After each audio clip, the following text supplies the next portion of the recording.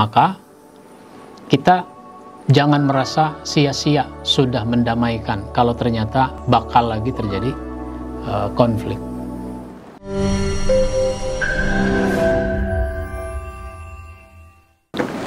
Assalamualaikum warahmatullahi wabarakatuh.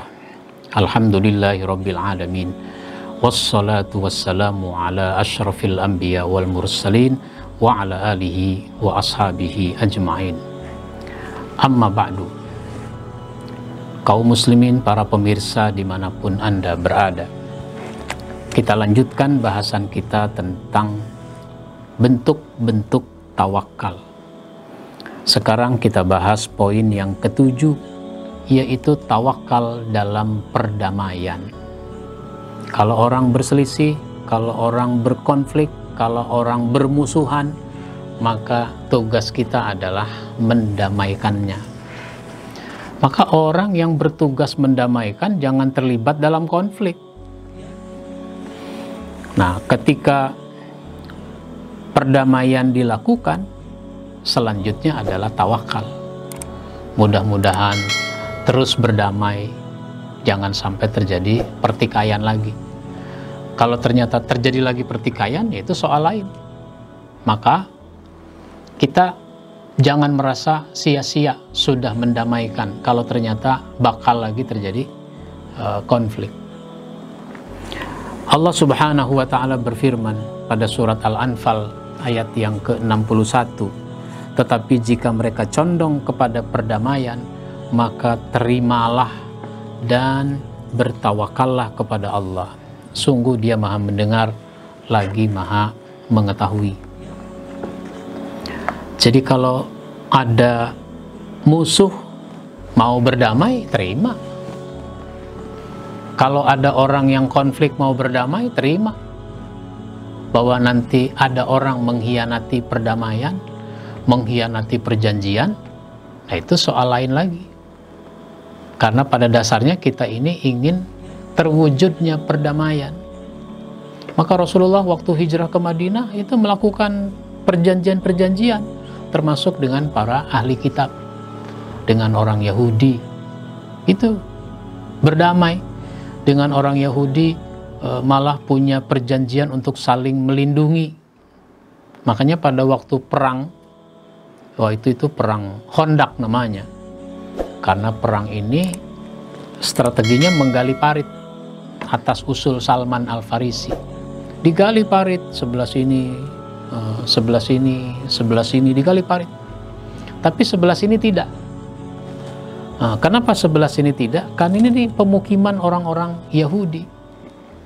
Seandainya musuh menyerang dari arah sini, orang Yahudi akan menghadapinya. Memang begitu.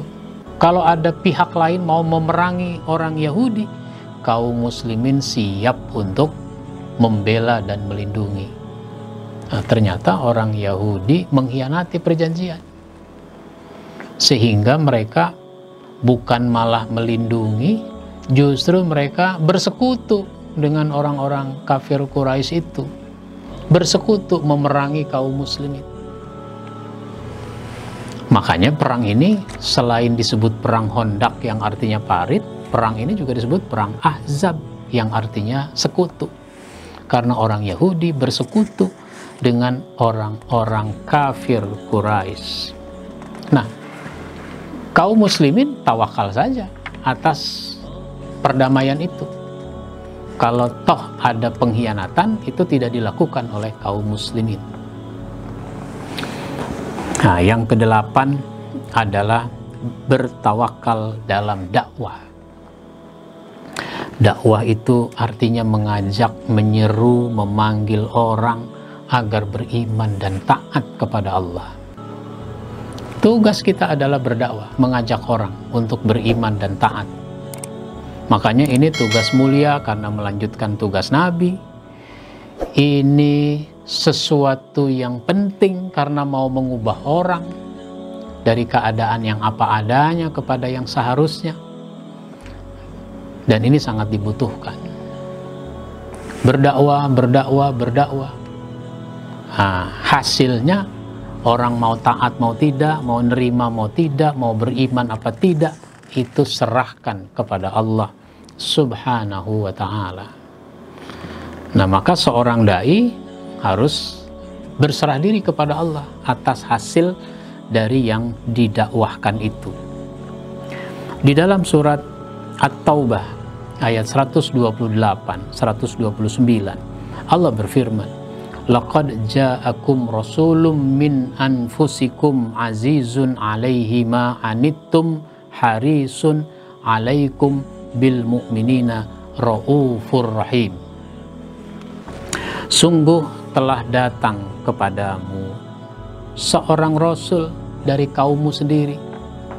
Sudah datang rasul dari kaummu sendiri.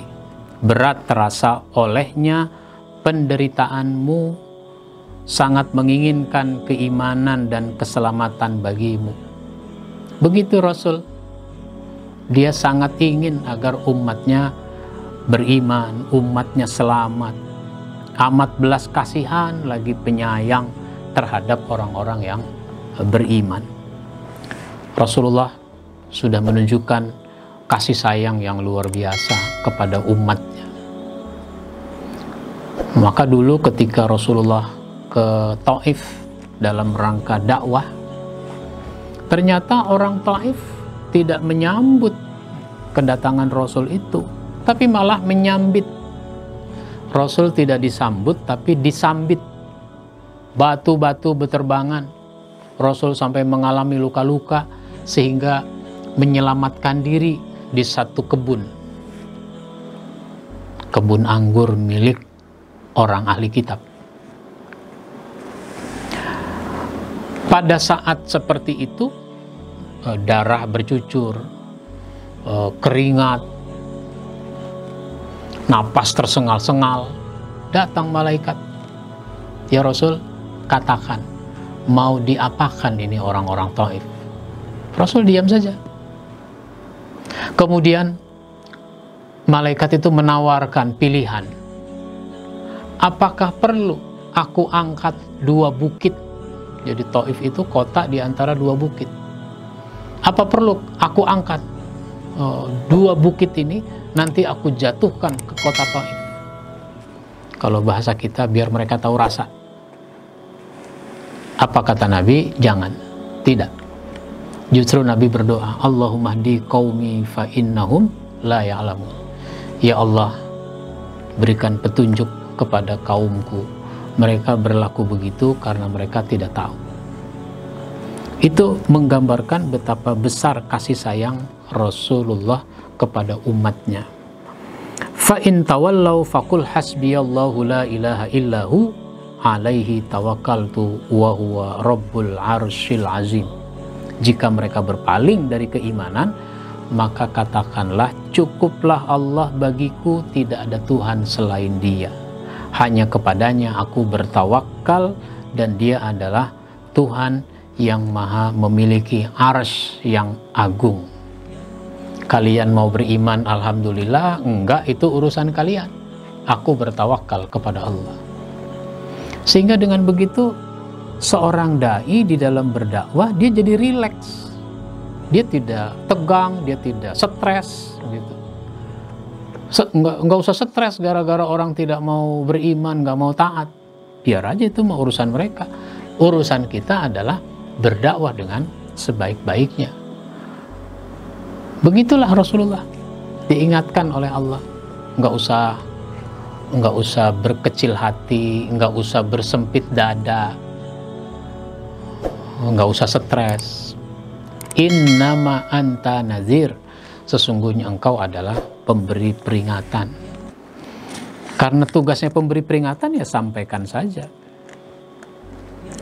Nah, keharusan bertawakal di dalam dakwah ini juga tercermin dari ucapan Nabi Nuh alaihi salam di dalam surat Yunus ayat 71-72, dan bacakanlah kepada mereka berita penting tentang Nuh ketika dia berkata kepada kaumnya, "Wahai kaumku, jika terasa berat bagimu, aku tinggal bersamamu dan peringatanku dengan ayat-ayat Allah, maka kepada Allah aku bertawakal.